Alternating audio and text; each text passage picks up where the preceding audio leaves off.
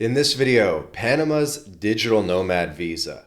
If you're a freelancer, remote worker, or consultant tired of visa runs, this Panama digital nomad visa is an interesting option for you. Launched in 2021 and still a top pick in 2025, this visa is a short stay powerhouse that lets you base up in one of Latin America's most stable economies for up to 18 months while earning abroad. In this video, we'll cover eligibility, the step-by-step process, benefits like zero tax on foreign income, and all the latest details. So first of all, why Panama in 2025? This Central American country bridges North and South America. It has probably the best flight hub, the best airport outside the. Why Panama in 2025? This Central American country bridges North and South America with one of the best flight hubs in the region. You don't have to be in Panama City if you don't want to be. You could be on the islands of Boca del Toro. You could be down surfing in Playa Venao. You could be in the mountains of Boquete, sipping coffee.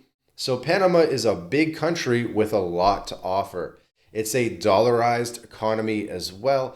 It has an incredible tax system, and it really ranks well in terms of safety, internet penetration, high standard of living. You can get amazing condos with, ocean views and everything, 300 sunny days a year, UNESCO sites a thriving expat scene, very crypto friendly as well. Panama really has a lot going for it. Digital nomad visa, formerly called the short-term remote worker visa under Executive Decree 198, targets non-Panamanian citizens working remotely for foreign employers or as self-employed individuals. It's non-resident status, meaning no path to permanent residency, but you get full stay rights without local job restrictions. Your gigs must generate income from abroad only, so you can't work locally, but no one probably wants to work locally when you can earn abroad, you can earn foreign income and pay zero tax. Eligibility is nomad friendly and low barrier. You must be 18 plus, hold a passport valid 6 months plus, and prove remote work, either a contract with a foreign company or self-employment freelancing where 100% of your clients and payments are international, meaning outside of Panama. No local clients are allowed. You'll need a clean criminal record as well. You'll need to apostille everything. You'll need health insurance that has full coverage in Panama during the duration of your stays from an approved provider. A basic medical exam isn't always needed upfront, but may pop during processing, but that can be done on the ground in Panama relatively easily. The financial proof is really the big gatekeeper here. You need to show a minimum of 36,000 USD annual income from foreign sources, about $3,000 monthly.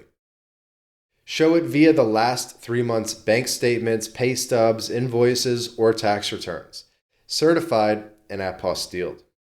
If you're self-employed, add a notarized affidavit listing client services, earnings, and payment history. Usually your lawyers can draft these documents in the way that the Panamanian government wants to see it. For employees, you might include a company letter on letterhead detailing your role, your salary, your remote setup, and their commitment to cover repatriation if needed. If that sounds like a high bar, again, things can always be written a certain way, and you can always organize your finances in a certain way to optimize for this visa, and we'll come to that later in the video. Family inclusion is something most people are going to ask, which is good in this case. It keeps it flexible, a little bit limited compared to longer residency visas. Spouses and children under 18 or potentially dependent students up to age 25 can apply concurrently, but each needs separate income proof. Add 50% of the minimum per dependent to your total. Parents are not covered. they would need tourist visas or separate applications. Post-approval, kids born in Panama get citizenship perks because they do have jus soli, which is citizenship by birth, which is pretty interesting how this could have a birth tourism aspect to it as well for people that don't have visa-free to Panama. The application process is streamlined for speed. It's remote-friendly, lawyer-assisted, and doable from anywhere. No in-person interviews. Everything funnels through Panama's National Migration Service, the SNM. Here's a 4-step breakdown of the process. So step 1, prepare your docs pre-submission. We've gone over a lot of the documents that you'll need already, but you'll need passport photos, copies of your passport, apostilled criminal record check, health insurance policy, proof of economic solvency and all your income docs, a sworn affidavit vowing no local work. All non-English or Spanish documents must be translated by certified pros. Don't try to go and translate the documents yourself or use a random translator. You really need a Panama certified translator, but again, the lawyer will kind of handle all that for you. Step 2, submit via your lawyer to the SNM in Panama City.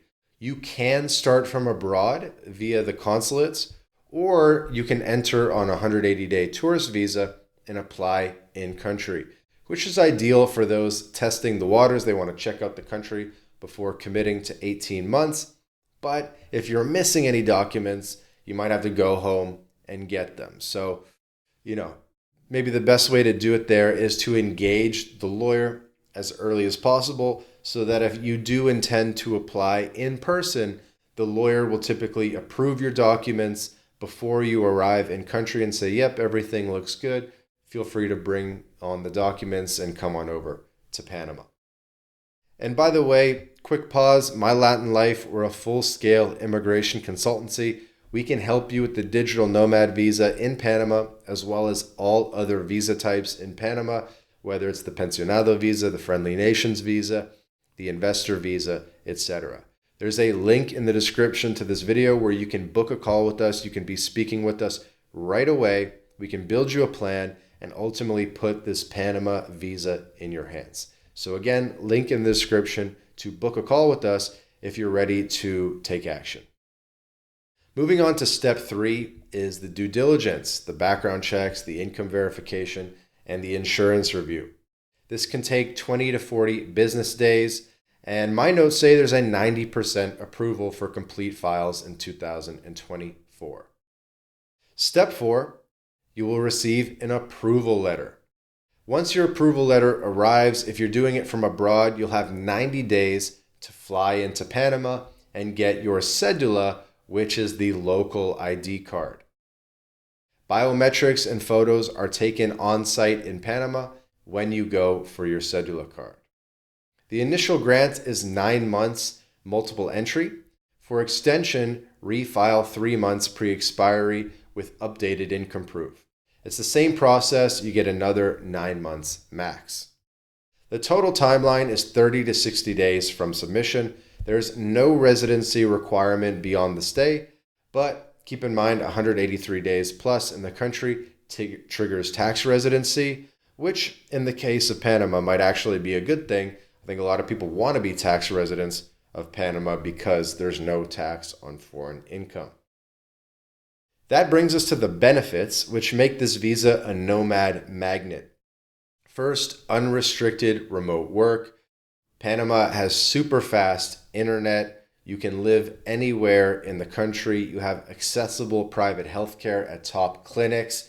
Some of the best healthcare in all of the Americas can be found in Panama. You'll be able to open bank accounts with your cedula. So you can open accounts in USD, which is going to make for easy wires for global setups. There's also a lot of crypto-friendly bank accounts in Panama if you're into that. And by the way, MyLatinLife, we have a crypto bank account service in Panama. You actually don't even need to be a resident for our service. It can be done 100% from abroad. And if you're interested in remotely opening a bank account from Panama or remotely opening a Panamanian bank account, we can help with that as well. Again, just book a call with us, link in the description, and we can get that going for you. Moving on to the travel perks. This will be a multiple entry visa, so that'll let you hop over to Costa Rica or Colombia or whatever without resetting clocks.